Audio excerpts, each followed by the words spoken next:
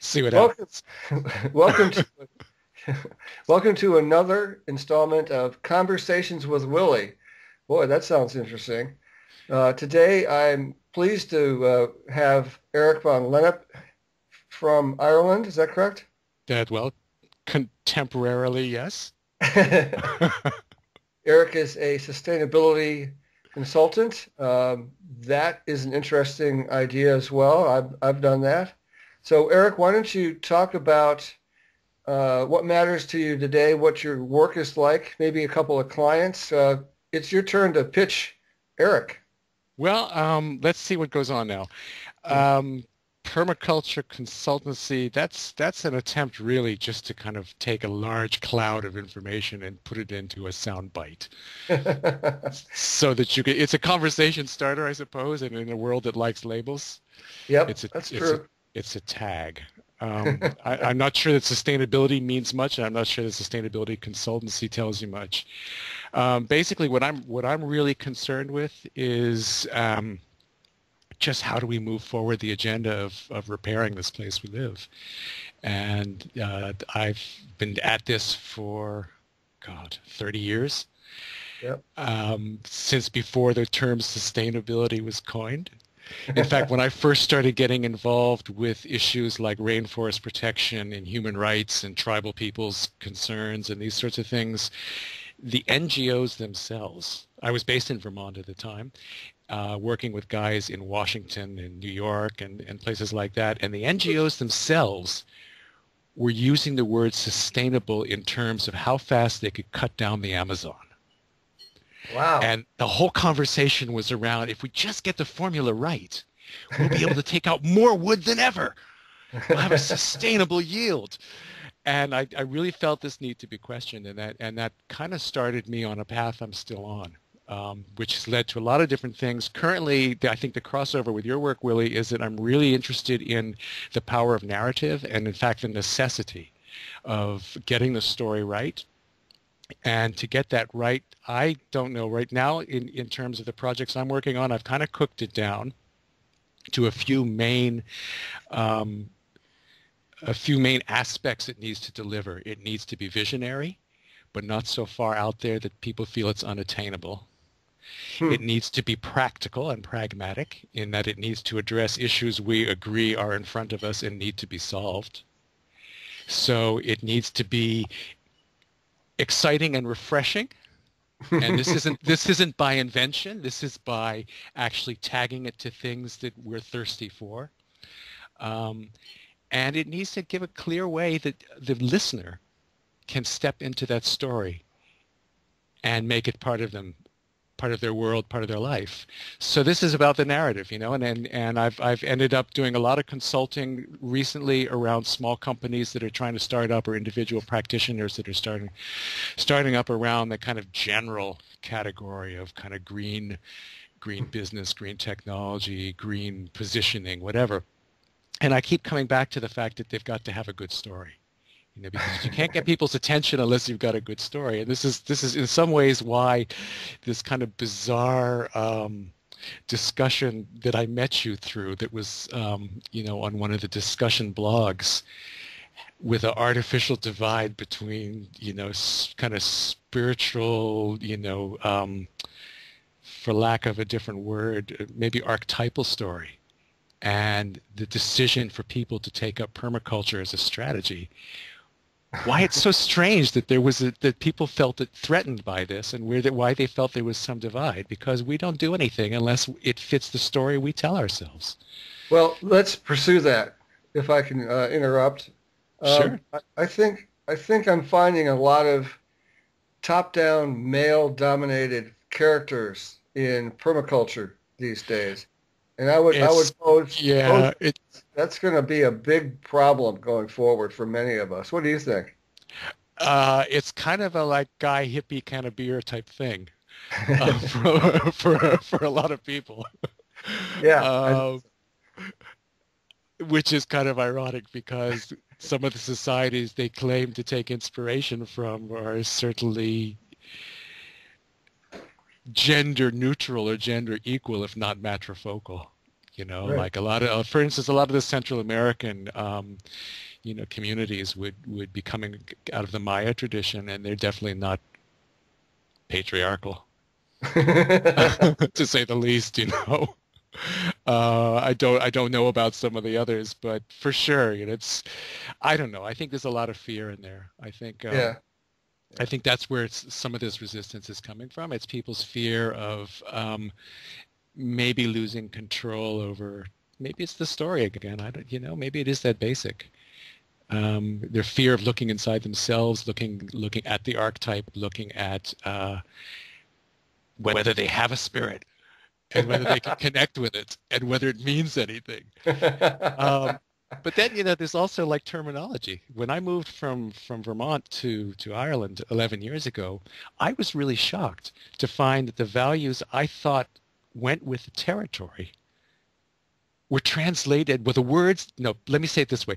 The words we used to describe the values that I felt were implicit as well as explicit in kind of earth repair and getting things on an even track in terms of sustainable ways of doing things.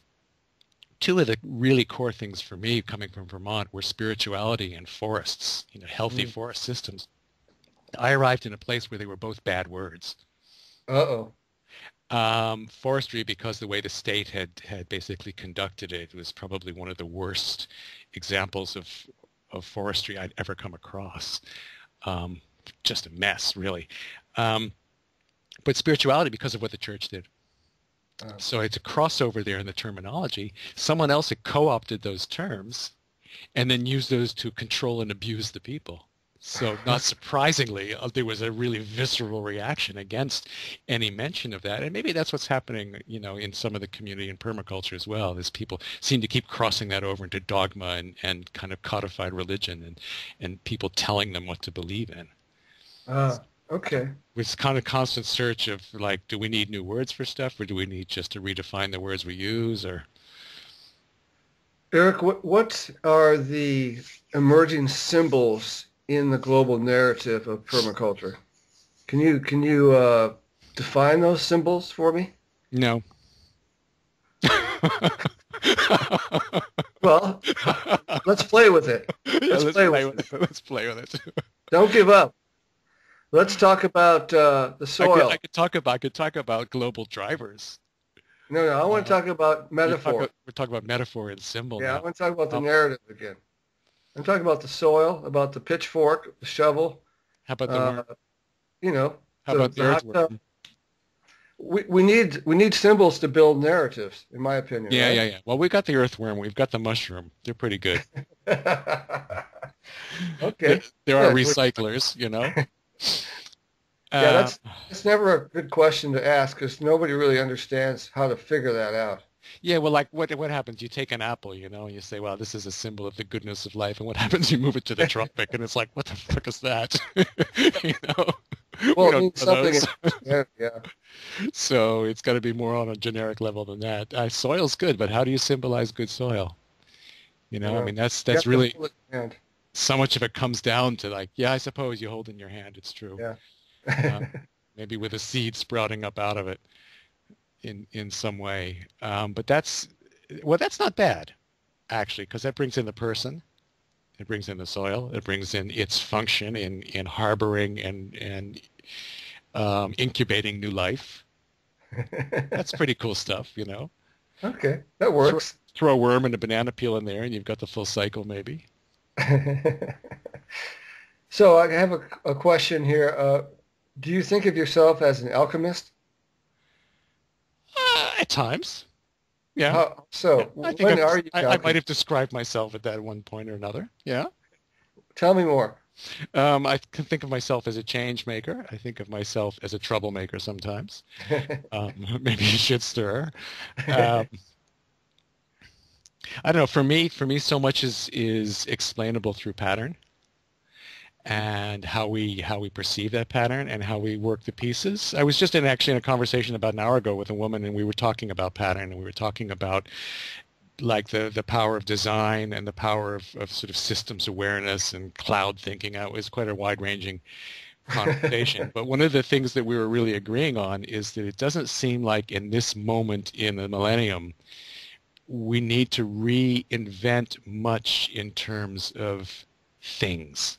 What we need to really be focusing on is the relationship amongst those. So, I mean, there are people out there who are experts at almost everything we need in our global toolkit, but we haven't done a really good job on the communication capability amongst those components, and that's where so much of our work has to happen.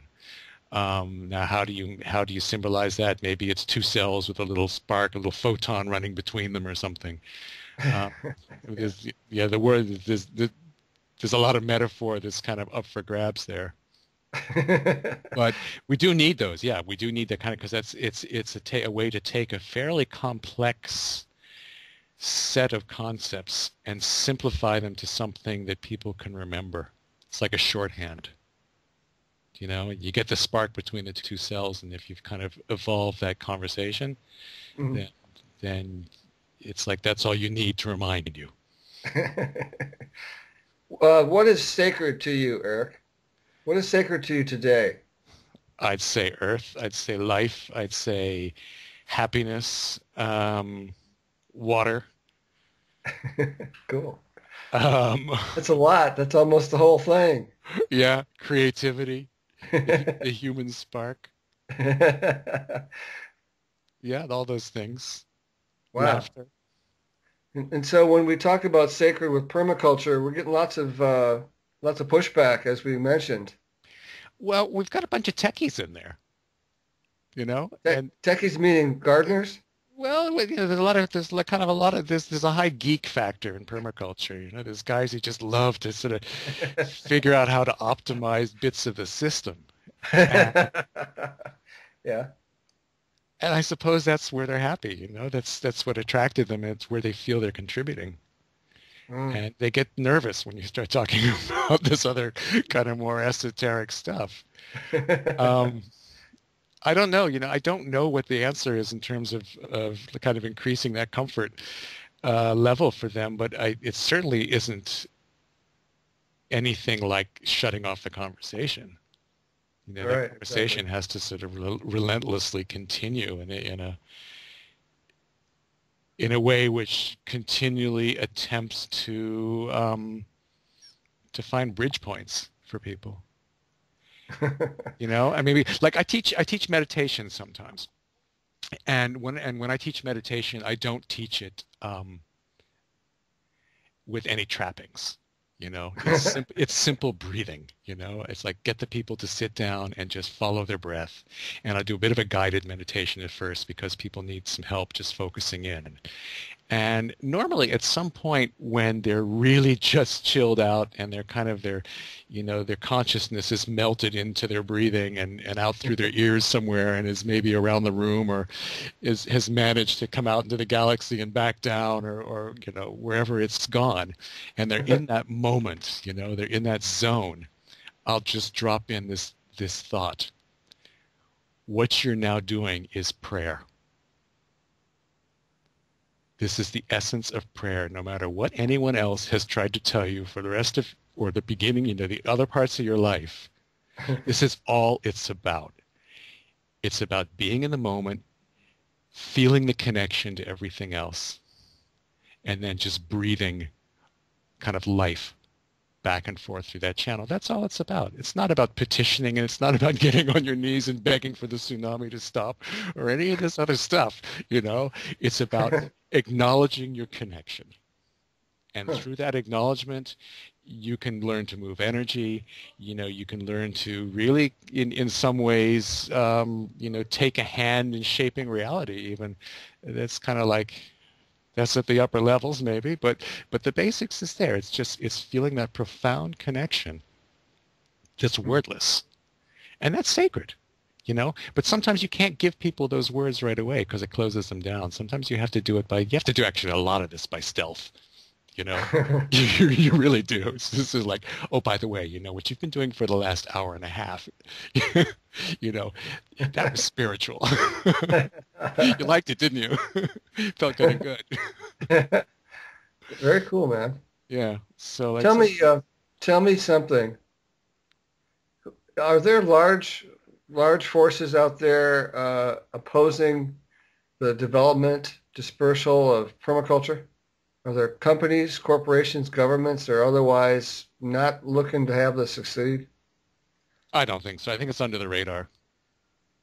Really? I think it's not taken seriously enough by any of Uh, those guys who's are like in a position to, to feel threatened and then move against it. Nah, I don't. I mean, sure, nothing surprised me, but um, I don't get the sense at all. I think it's considered so fringe that like most any of those sort of like forces that might be out there probably don't even know how to spell the word.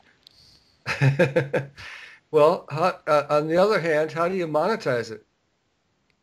I'm sorry, I didn't hear you.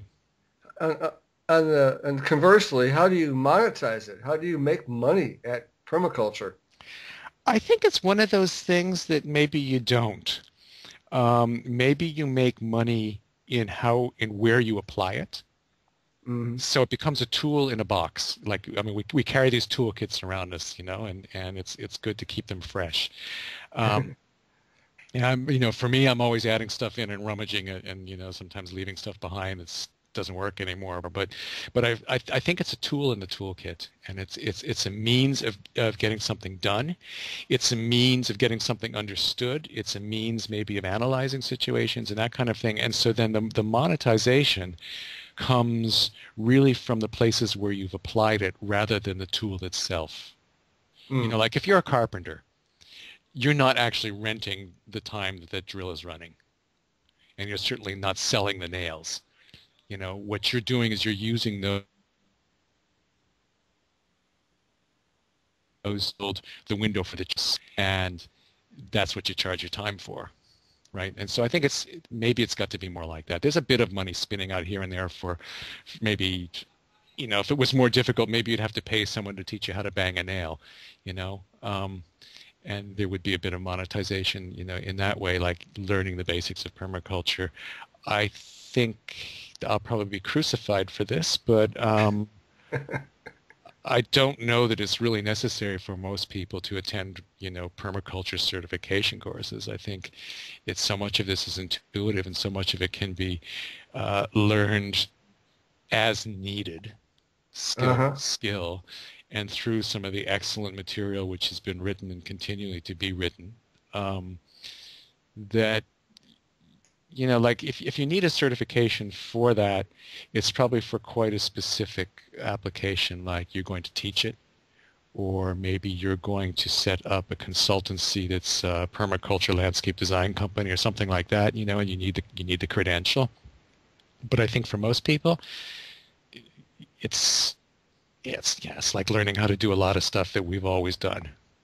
You do it from people who can show you what you need at the moment. Maybe you pick up a book and you learn a bit more. You go out. I mean, the most important thing is to go out and get your feet and fingers dirty.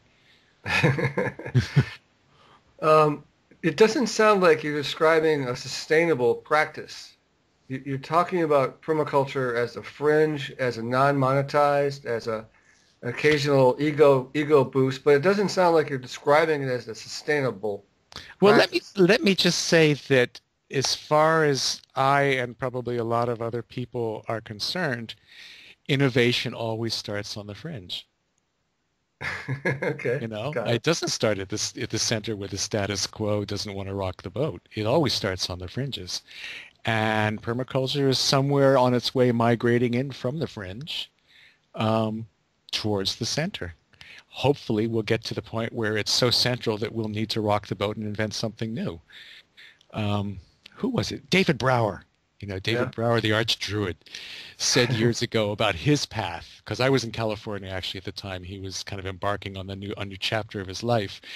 And he said, Friends of the Earth was created to make the Sierra Club look conservative. And Earth Island was created to make Friends of the Earth look conservative. And what we need now is someone to come along and make Earth First look conservative. Wow. So there's this continual movement, from the kind of from the outer periphery in towards the center. And it's a flow of life, I suppose. Maybe it's a flow of consciousness. So permaculture being sustainable, of course it is. But it's in the sustainability toolkit. It's not the kind of, it's like the natural step, you know? It's like a lot of different frameworks and methodologies and strategic bundles of activity and thinking.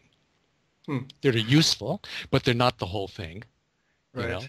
And they're not the be-all and end-all, and they should be always questioned. Do you think there's a lot of survivalists in the permaculture movement? I People get are that. just looking to get out to the land and shut up. Yeah, I get that feeling for sure. I definitely get that feeling for sure. And that's probably some of the same people who are being real threatened, you know, by Hmm. the conversation. Interesting. Definitely, you know, because they're like, they're in a position where they're feeling, I'll say this, but I'll have to probably like qualify it afterwards. I think, you know, they're coming from a position of being threatened in the first place, which is why they're survivalists. Uh, Although as I was walking into town today, I had this little thing going on through my head, and I was thinking, if you're not scared, you're not paying attention. yeah, great. You know, so both sides are true. But I think like a healthier attitude is not fear. It's like challenge. Hmm. You know, we have a challenge in front of us and we need to rise to that challenge, not run from it. What does your world look like in 25 years? That so depends on what we do in the next 5. Oh, good. Okay, It what does it look so like in depends 5? on what we do in the next 5. I Tell mean, us about 5 years then. well, What has to happen we need to reorient the entire relationship we have to money, the economy, and business. in 5 years?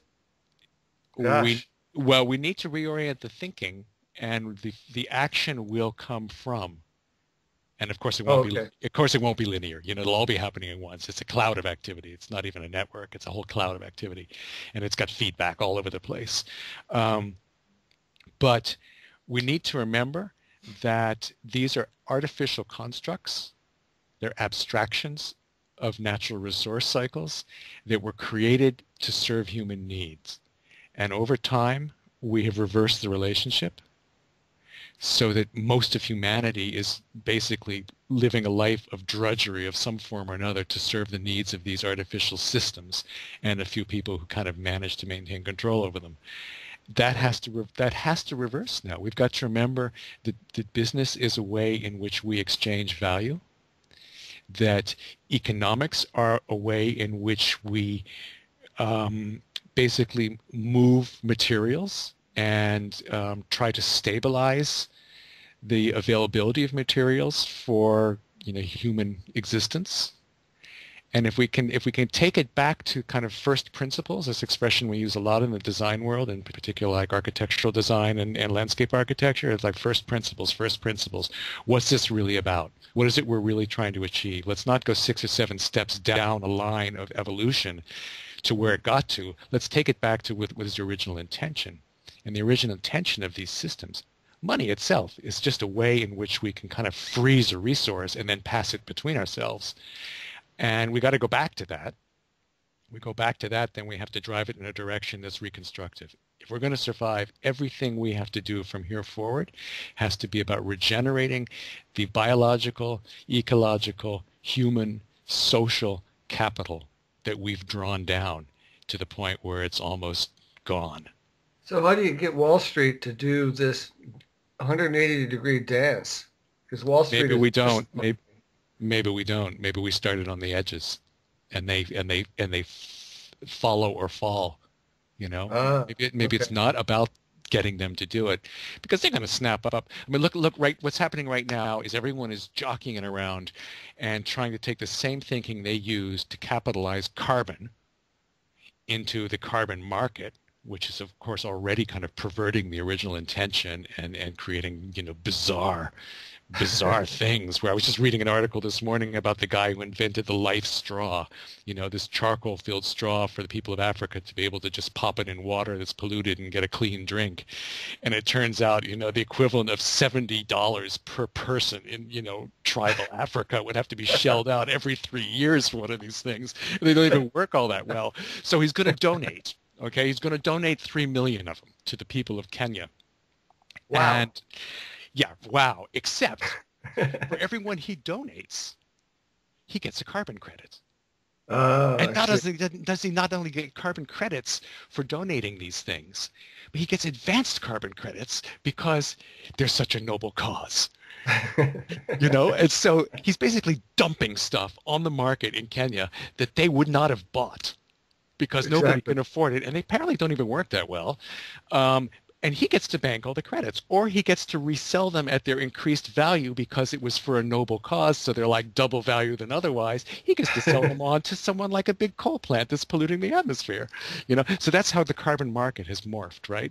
And so we have to always be aware of that. So what's happening now is there's this thing called the TEEB framework, and it was basically started by a group of people working with the United Nations, and it's an attempt, fairly successful, to codify the market value of ecosystem services, right? Biological diversity, continued flow of clean water, ability to harbor predators that, attack pests on the crops, all these different things. Trillions of dollars worth of services that are being done invisibly by the environment if we stop cutting it down. And that now they've kind of made this really important step of putting a market value on that, because now we can go after the people who are destroying them and say, you actually owe us a couple billion for that little action. Oh, I see. But what's going to happen, I think, all too quickly is the market's going to grab that and they're going to run it in the exact same direction as they've done with the carbon crediting. So we have to be really alert to this. But what that's all about really is the way that Wall Street is very, very agile, and it fastens onto a trend. It's going like, well, this is the way the money's gone. And if there's one thing Wall Street can do is it's follow the money. Yeah. So like in terms of turning the economy, I don't know. It's going to be pretty chaotic. It's going to be quite messy, but I think that, we have no option except to go for it.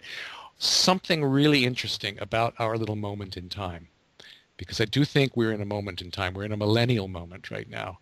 It's probably like, if we do it right, as I keep saying, if we survive, if enough of us survive to have grandchildren, they will look back and in their classes, they will see that this moment in time, whether it's 10 years or 100,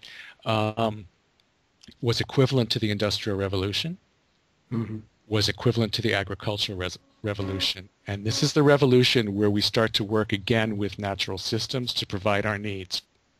Why this is so interesting is because for the last few hundred years, we have allowed consumer, I suppose the consumer culture, consumer marketing, to increasingly convince us that we need things that are ridiculous.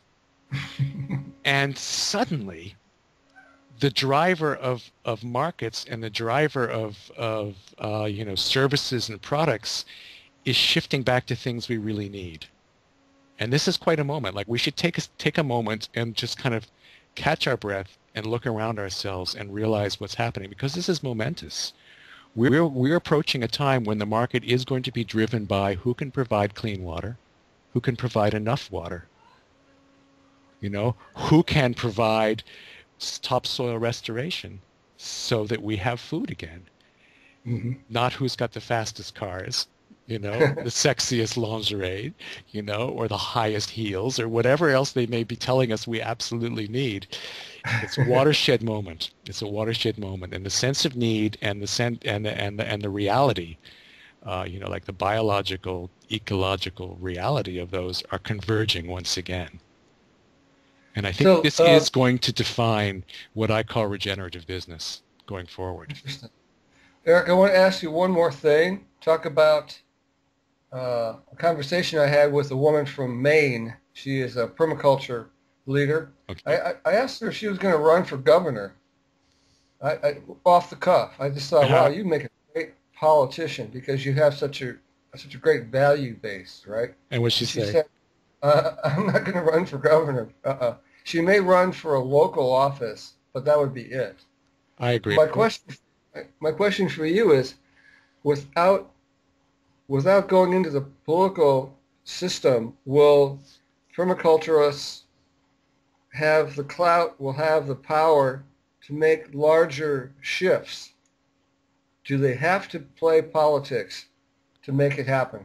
this shift you talked about? Okay, well, there's always a complex answer to a simple question. Well, Um, give it me. I'm ready. you can't escape politics. That's human. But political um, parties and making decisions about how we manage our affairs on the basis of politics is probably the worst possible system we could have come up with. I mean, if you sat down and you said, let's design to fail, um, and we'll start Do it. with sort of a mechanism for making important decisions, and let's just base it on kind of some vague tribal affiliation, and some kind of like sense of who we agree with, and we'll put them into position. In fact, we'll let them decide which ones of them are going to take that position. We'll just let them narrow it down to a handful we can choose amongst. They'll decide how they're going to do it. They'll decide how much we're going to pay them and when. We won't give them a job description. We'll have no way of recalling them effectively or holding them to task for the way they manage stuff in our name with our money. Right. Well, that's pretty much the way politics runs, isn't it? So I Uh-huh. think anyone who's kind of got their eyes open realizes that it's just not suited to the job. And it's like when we look at permaculture, we look at sustainability, we look at kind of the range of stuff that we need to change in the world. I think that like there's a couple things that seem to just stay outside the conversation somehow. We desperately need to bring them in. Well, we've got three of them, don't we? We started with spirituality, and I think that's really important. We need to bring in governance. Ah, And okay. governance is all about how do we, as a people, manage our collective affairs. And politics is just a really, really crude, antiquated attempt at somehow simplifying that process. And it doesn't work, and we've known it since the Romans, that it didn't work, and yet we just keep recycling it. And they say the third thing that we don't want to talk about is population, and we really need to look at all these squarely on, and start making some intelligent decisions. Hmm. So it kind of reminds me when I was I was making a film in Ecuador back in 1991. It was right after a big uprising in the country where every time they'd done a census, um, and people declared their ethnicity, Hmm. if they declared themselves as Indian, they lost their land and their cattle, and their houses and everything, according to taxation and that kind of stuff. They finally had enough. They had an uprising. The official census had figured there was about 40% Indian people in Ecuador, and at the end of the uprising, they realized it was over 80%. Wow. And they came to, his name was Luis Maca, and he was the head of a pan-Indian organization called CONAI in Ecuador. And he was on television after the successful, it was a 2-week long, completely peaceful paralysis of the country. The people just went into the street and they stood there all day and they refused to go back to work. And they brought the country to its knees. They caused the fall of the government. Even the army ended up on the side of the people because so many of them were also Indian. And it kind of, as it was getting sort of reorganized and back on his feet, they interviewed Luis Maca on the national television, and they asked him, was he going to run for office or maybe even create his own political party? And he just looked at the woman as if she had 3 heads, and he said, "You really still don't get it, do you? That's your system. This is everything that we rebelled against. Why would I go and just recreate that?" That's a good answer. Yeah, I thought it was a good answer. So, politics, we really need to ask ourselves about politics. And it's not about being green. It's not about saying, oh, well, we're going to have a green politician now. No, it's about, like, how can we find a better way to manage our affairs? Simple as that, Nice. really. Eric, I have to end this show. I would love to keep going, get a glass of wine and talk, Well, but that gee was fun. whiz. That was fun. We'll do that. We'll do that someday. Thank you so much. I look forward to posting and seeing what comes our way from our Super. Yeah, conversation. we'll see what happens. See how many politicians line up. Yeah, right. I'll vote for you, man. Uh-uh. No way. Hey, take care. I'll be Okay. back. All right. Thanks, Willie. See you now. Bye-bye. Bye.